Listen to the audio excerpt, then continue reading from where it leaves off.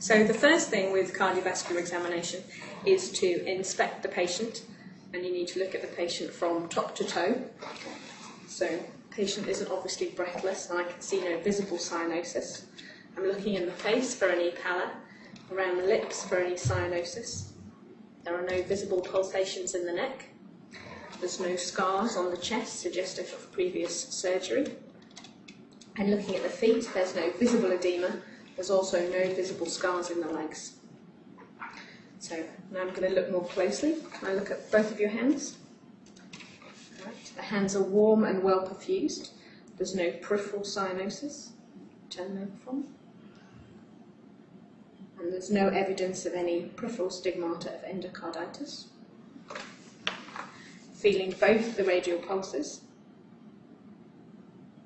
I'm assessing for any radial delay, which doesn't exist. Press that hand in. And also feeling for radiofemoral delay, which isn't present. Okay, feeling the pulse at the wrist, I'm assessing rate and rhythm. So the pulse is 70 and regular. And in terms of character at the wrist, I need to check for any collapse. Is it all right to lift your arm in the air?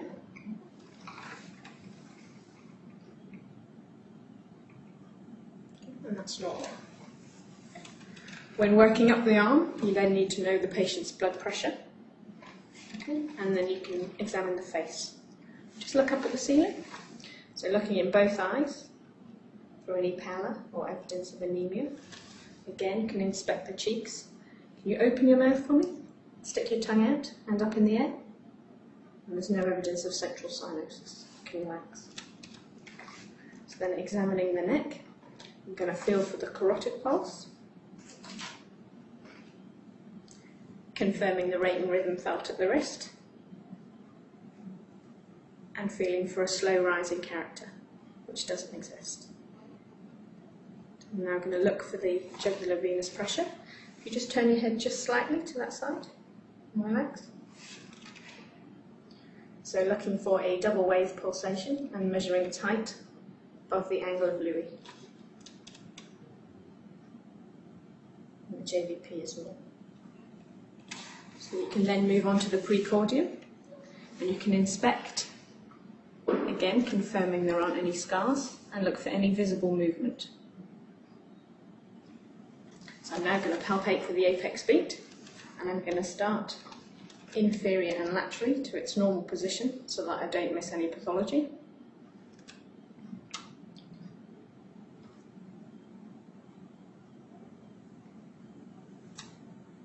And I can locate it and confirm its position.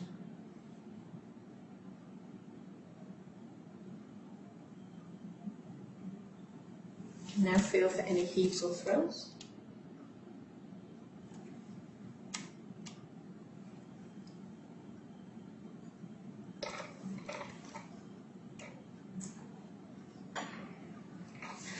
And I can now move on to auscultation.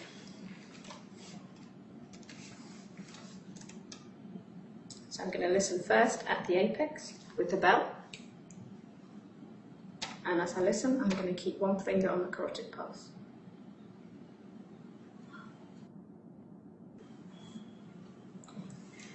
Can you turn onto your left side for me?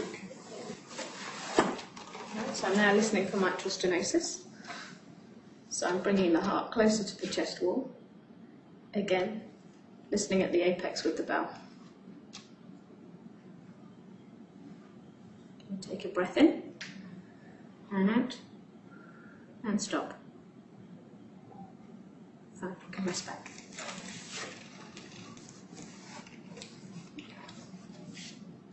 So I then move back to the mitral area at the apex and listen with the diaphragm, listening for any murmurs and checking for radiation in the axilla.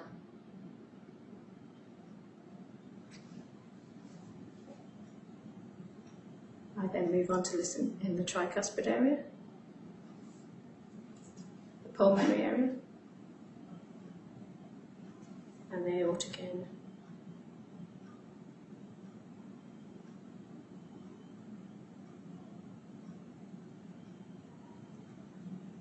I can listen for any radiation from the aortic area to the carotids. You take a breath in for me, and out, and stop, and relax, and again, breath in, breath out, and stop. Can you sit forward? So I'm now going to listen for aortic regurgitation, which is a diastolic murmur which radiates to the left sternal edge. You take a breath in, and out, and stop.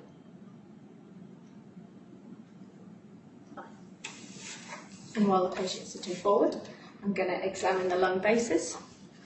Can you take a breath in, and out, and again, and out. And also examine for sacral edema.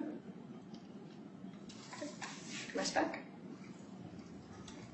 And then examine for any peripheral edema. Fine. Thank you very much.